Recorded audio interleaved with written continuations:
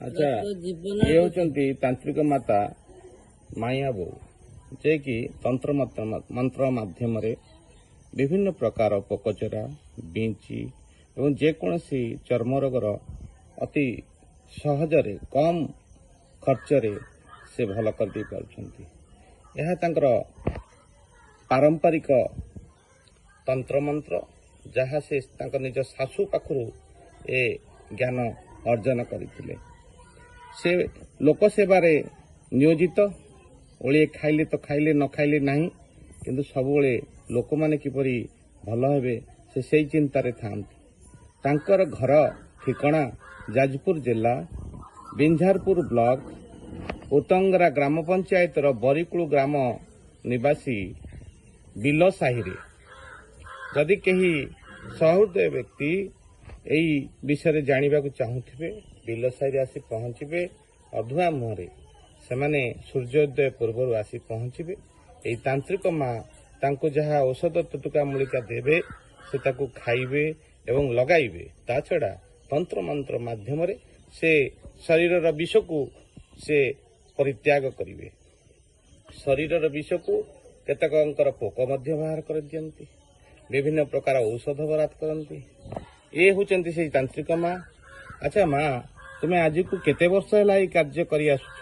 40 वर्ष हमरो की बेसी हलान। तुम्हें ये शिक्षा क्योंठु पाइल? सासू केते रोगी को भल कलणी? अनेक रोगी भल होई जाइछन। निश्चित भाव में भल कर दबो। अच्छा कौन नीति नियम अछि तार? तार नीति नियम घर जाओ पोक काढ़िले कि झड़ेले तापर औषध नगेबे मु बराद करमी सब दुनिया रकम घिया झुणा अफिम ये सब आनिबे मलम तैयारी करदेमी। दांत मूल नकदला क्षीर हईड़ा अफिम से दांत मूल देवे पटास खंडे कुड़कुड़ करेंगे।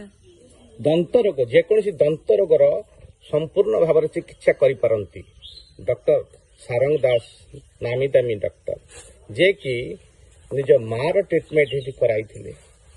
बहुत डॉक्टर परिवार वर्ग मध्य आसिकी पाखरे चिकित्सित हो भल हो जाइछंती।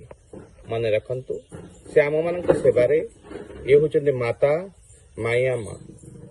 माया माँ निज जीवन को यही सेवारे नियोजित करछंती। जदि केही कोनसे असुविधा रे पड़ी थांती सबुबले से ताको सहाय्य करथांती। तेणु बयस तांको 85 हेले केही कहिबे नाही केते बयस तांको किए जाने। ये होचन से माया माँ। जदि कौनसी सहृदय व्यक्ति कौनसी कष्ट अनुभव करथांती एही भरी असुविधा रे पड़ी थांती आसंतु दंत चिकित्सा एवं जेकोसी चर्म रोगर चिकित्सा से सुंदर भाव करि पारंती।